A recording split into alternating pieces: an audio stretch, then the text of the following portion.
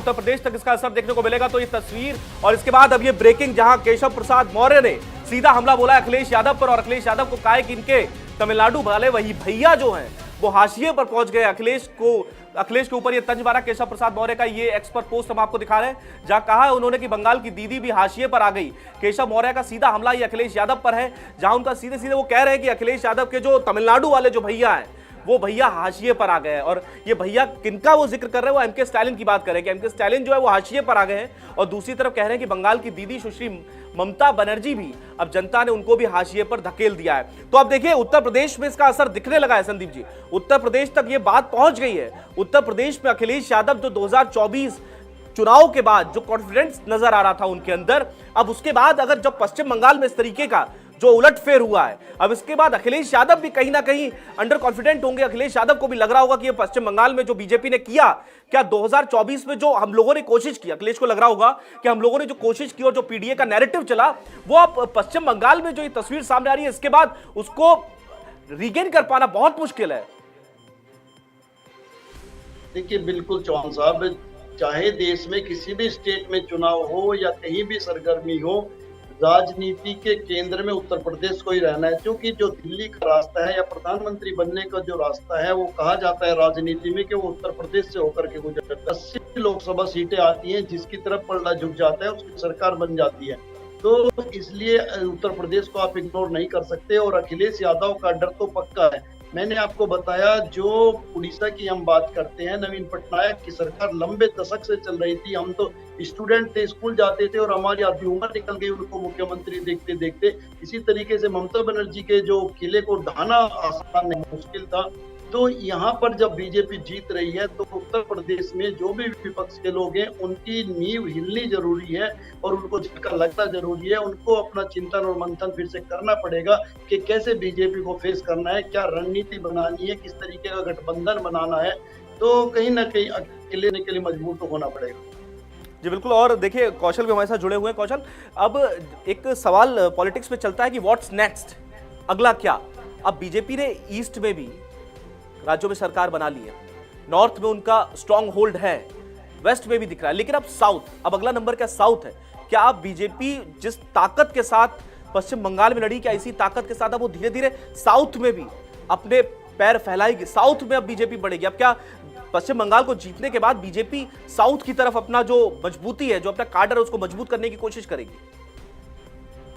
बिल्कुल निश्चित तौर पर बीजेपी इसको लेकर पहले भी लगातार मेहनत कर ही रही है। और लेकिन अभी जो सबसे ज्यादा अगला, अगर जब ये सवाल आता है कि व्हाट्स नेक्स्ट, तो अभी जो नेक्स्ट है, तो मुझे लगता है कि सबसे ज्यादा मेहनत जो है बीजेपी फिलहाल उधर ध्यान न देकर उत्तर प्रदेश पर ध्यान जरूर देगी। क्योंकि अब उत्तर प्रदेश एक सबसे बड़ा राज्य है, सबसे ज्यादा विधानसभा सीटें हैं, लोकसभा सीटें हैं, और दिल्ली का रास्ता लखनऊ से होकर जाता है। तो ऐसे में, और जो राजनीति जो उत्तर प्रदेश की है वो एकदम टॉप लेवल की है। जिस तरीके से अभी केशव प्रसाद मौर्य के बयान का आप जिक्र कर रहे थे, और इससे पहले अभी कल की ही बात है, शायद अखिलेश यादव ने केशव प्रसाद मौर्य और ब्रजेश पाठक का एक साथ वाला एक वीडियो एक पोस्ट करा था, और उसके बाद जो निशाना साधा था। तो उत्तर प्रदेश की राजनीति एक अलग ही रंग ले लेती है अचानक से। देश भर में कहीं भी कोई घटना होती है, उसका जो सबसे ज्यादा इंपैक्ट या सबसे ज्यादा उस पर राजनीति जो देखी जाती है वो उत्तर प्रदेश में देखी जाती है। और अब बंगाल चुनाव में जब बीजेपी की इतनी बड़ी जीत नजर आ रही है, तो उसके बाद जाहिर सी बात है कि उत्तर प्रदेश में इसका असर बहुत ज्यादा देखने को मिलेगा। जी बिल्कुल, उत्तर प्रदेश में इसका असर देखने को मिलेगा। और इस वक्त योगी आदित्यनाथ जो हैं वो भी कहीं ना कहीं बहुत खुश होंगे, क्योंकि इस जीत के बाद मोरली उनको बहुत ज्यादा इंकरेजमेंट मिलता है। वो बहुत स्ट्रांग अपने आप को देखते हैं उस तरीके से, क्योंकि अखिलेश यादव पीडीए फॉर्मूले के तहत एक बार फिर अटैकिंग मोड में थे। 27 में सोच रहे थे कि पीडीए फॉर्मूला जैसे लोकसभा में काम कर गया, वैसा ही विधानसभा चुनावों में काम कर सकता है। लेकिन 2027 से पहले ये जो 26 वाला जो ट्रेलर अखिलेश यादव ने देख लिया है, इस ट्रेलर को देखने के बाद अब ऐसा लगता है कि अखिलेश यादव को प्लान बी भी रेडी करना पड़ेगा। सिर्फ पीडीए से काम नहीं चलेगा, क्योंकि अगर आप पीडीए बनाएंगे तो यहां पर बीजेपी जो है रिवर्स पोलराइजेशन लेकर आ रही है। ये एक नया फंडा है देश में, रिवर्स पोलराइजेशन, कि अगर आप 1 2 3 सोशल इंजीनियरिंग करेंगे तो बीजेपी आपको नहीं जीतने देगी। बीजेपी हिंदुत्व के नीचे सबको ले आएगी। कौशल, बुआ और बबुआ भी साथ आके देख चुके, बुआ और बबुआ भी साथ आके देख चुके, और यूपी के 2 लड़के वाला नारा भी देख चुके, है ना। जी आप अपनी बात पूरी कीजिए। हाँ, तो मैं वही बता रहा हूं कि अगर ये तमाम अब जो अखिलेश यादव अगर सिंपल लेकर चल रहे हो कि ठीक है ये बहुत सिंपल सा फॉर्मूला है पीडीए, इसमें कोई कुछ भी करने की कोशिश नहीं है, ये आजमाया हुआ फॉर्मूला है, 2024 में हमने इसको लागू किया, देखा और इसने हमको नंबर्स दिए।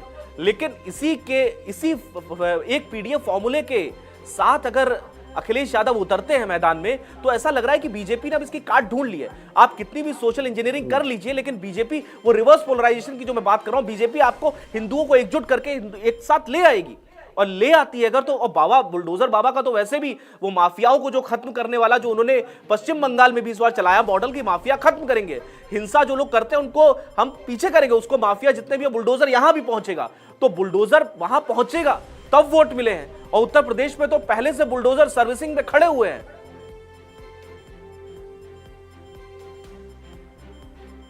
बिल्कुल जाहिर तौर पर, और जिस तरह से प्रचार किया गया है उत्तर प्रदेश के मुख्यमंत्री योगी आदित्यनाथ द्वारा पश्चिम बंगाल में, एक संदेश साफ दे दिया गया है कि अपराध को लेकर जीरो टॉलरेंस की नीति है बीजेपी सरकार में, किसी भी तरह से अपराधियों को बख्शा नहीं जाएगा। और उत्तर प्रदेश में तो खैर आप अलग अलग ऑपरेशन देख ही रहे हैं, ऑपरेशन लंगड़ा देख रहे हैं, ऑपरेशन प्रहार देख रहे हैं, और आने वाले दिनों में अब ये चुनाव का समय जैसे जैसे नजदीक आएगा, ये सख्ती, ये अपराधियों के खिलाफ एक्शन, ये और भी तेज होता जाएगा, क्योंकि बीजेपी के पास एक सबसे बड़ा हथियार यही है कि जनता के बीच जाएंगे तो सबसे पहले जो यूपी की छवि थी कि मुख्यमंत्री कई जगह कह चुके हैं, कई सभाओं में कह चुके हैं कि भाई माफिया राज था, माफिया वसूली करा करते थे, उत्तर प्रदेश में पहचान का संकट था। लेकिन सिर्फ अपराध पर अंकुश की बात नहीं होगी, बात विकास की भी होगी। जिस तरह से डेवलपमेंट जो कर रही है बीजेपी, इंफ्रास्ट्रक्चर पर जोर दे रही है, जो जितने धार्मिक स्थल हैं उनका जो पुनरुद्धार किया जा रहा है,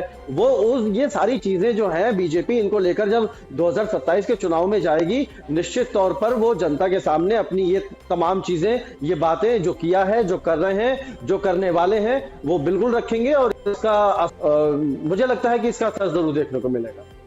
जी बिल्कुल। और देखिए ये जो उत्तर प्रदेश में जो कुछ चल रहा है, उत्तर प्रदेश में जैसा कि हम देख रहे हैं कि उत्तर प्रदेश में भी पश्चिम बंगाल का जो करंट है वो पहुंच रहा है। अब इसके बाद ये जो जीत हुई है बीजेपी की, जो जीत हुई है, इसके बाद कौशल एक चीज छोटी सी आप मुझे बताइएगा कि ये जो जीत हुई है इसके बाद जब बीजेपी का जो कार्यकर्ता है, जो उत्तर प्रदेश में बीजेपी का कार्यकर्ता